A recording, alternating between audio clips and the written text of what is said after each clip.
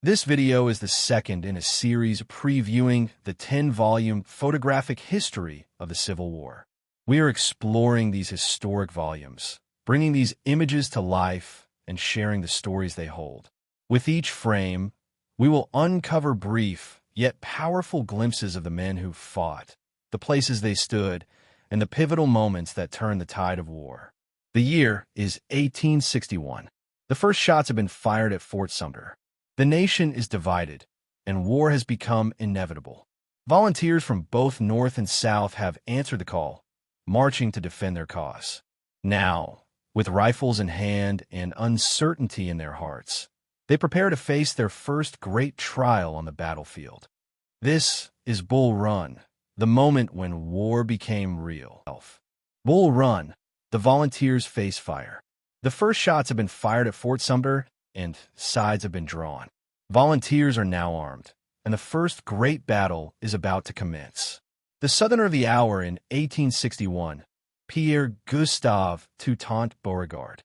Graduating from West Point in 1838, Beauregard was a skilled military engineer who served in the Mexican-American War before becoming the Confederacy's first prominent general.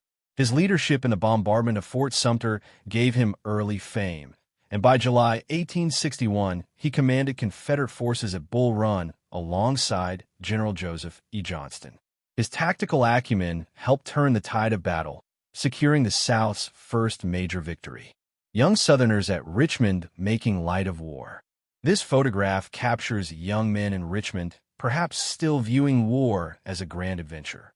At the outset of the conflict, many on both sides believed it would be brief, a summer's campaign. The romanticism of war, however, would soon give way to its brutal realities. Some of these young men, barely out of their teens, would not return home. First Minnesota Volunteers mustered into service. One of the first regiments to answer Lincoln's call, the 1st Minnesota was known for its discipline and bravery. At Bull Run, they were part of Heintzelman's division and fought with distinction, though they were eventually forced to retreat. They would later earn even greater fame at Gettysburg, where their heroic charge helped save the Union line at Cemetery Ridge. Pontoon Bridge at Blackburn's Ford, 1 year after the battle. Blackburn's Ford was the site of a preliminary engagement on July 18, 1861, where Union forces tested the Confederate defenses. The battle foreshadowed the larger struggle at Bull Run, as Southern troops under James Longstreet repelled the attack. A year later, the war had escalated, and bridges like this were critical for moving troops and supplies. The 3rd Connecticut at Bull Run, a 3-month regiment. The 3rd Connecticut was part of the initial Union advance and participated in the early success of the battle. Fortunately, they suffered relatively few casualties compared to other regiments. However, like much of McDowell's army, they were caught in the chaotic retreat and witnessed the Union's humiliating defeat. Sudley Church and the turning of the tide. Sudley Church, a landmark during the battle, was near the crossing where Union forces initially outflanked the Confederates. General Ambrose Burnside's brigade pushed forward, momentarily gaining an advantage. However, as the Confederates regrouped and reinforcements arrived, Union hopes for victory slipped away. The church later served as a field hospital for wounded soldiers from both sides. The Robinson House, where Stonewall Jackson earned his name. It was near this house that Confederate General Thomas J. Jackson stood firm as his troops supported the retreating Confederates. Inspired by his unyielding stance, General Barnard is said to have declared, "There stands Jackson like a stone wall," a moment that would forever define Jackson's legacy. The ruins of the Henry House, the storm center of the battle. The Henry House was the scene of some of the fiercest fighting, where elderly Judith Henry, too frail to evacuate, was killed by artillery fire. The struggle for Henry House Hill turned the tide against the Union, as Confederate reinforcements arrived and launched a decisive counterattack, driving Union troops into a frantic retreat. Fortifications at Manassas, the lost Confederate opportunity. After their stunning victory at Bull Run, Confederate forces did not pursue the fleeing Union army to Washington, a move that some believe could have changed the war's course. Logistics, exhaustion, and a lack of coordination prevented such an advance. Had the Confederates pressed forward, history might have taken a different turn. Prisoners of war. The 11th New York Zouaves. The 11th New York, also known as the Ellsworth Zouaves, was a regiment inspired by Colonel Elmer Ellsworth, a close friend of Abraham Lincoln. These flashy, red-trousered troops fought bravely at Henry House Hill, but suffered heavy losses. Many were captured and later exchanged in October 1861, as the Confederacy began struggling to replenish its ranks. The 2nd Maine Infantry at Camp James, Christmas Day, 1861. Following the Union's defeat at Bull Run, President Lincoln turned to General George B. McClellan to reorganize the Army.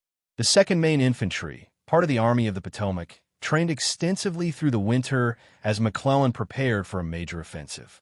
Morale was mixed. Some soldiers celebrated Christmas in camp, while others faced the harsh reality of prolonged war. The 26th New York at Fort Lyon. Taken before they had seen combat, this image of the 26th New York shows soldiers in high spirits. Stationed at Fort Lyon, a Union defensive position near Alexandria, Virginia, they were among the many regiments awaiting their turn to enter battle.